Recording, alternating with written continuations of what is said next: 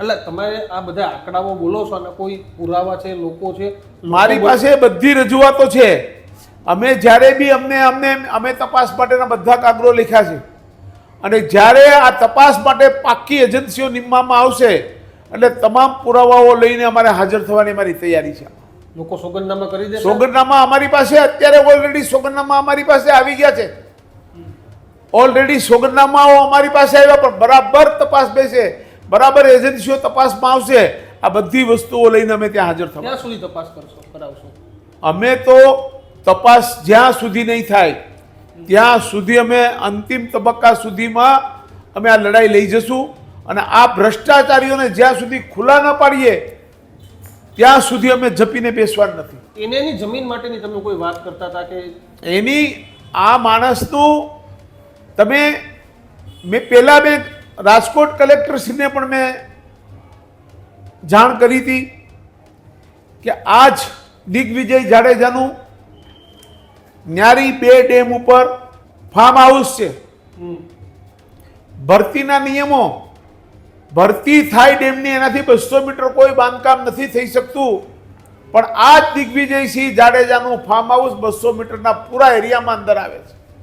હજી સુધી એના પગલાં લેવામાં નથી આવ્યા અને એનું ફાર્મ હાઉસ તો ડેમનું જે પાણીનો નિકાલ થાય કે વધારાનો ઓવરફ્લો થવાનો હોય એવી જગ્યા બ્લોક કરીને આ ફાર્મ હાઉસ બનાવવામાં આવ્યું છે.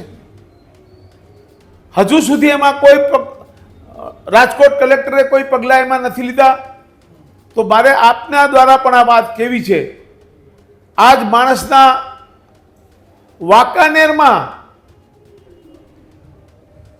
વાંકાનેરનું ગામ, એ ગામમાં પણ વીડીની જમીન લીધી છે.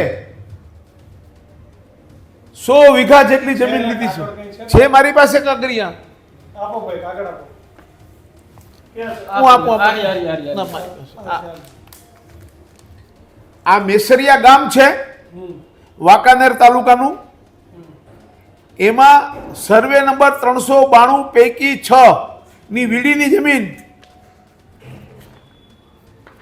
રહેણાંકના હેતુ માટે બિનખેતી પૂર્વ મંજૂરી આપવાની બાબત એ પોતે વિસ્તારમાં જ્યારે હતા ત્યારે હંસાબા ડી જાડેજાના નામે આ જમીન પણ લેવામાં આવી છે. જમીન ના લઈ શકે, વીડીની જમીન તમે કેવી રીતે બિનખેતી કરાવી શકો?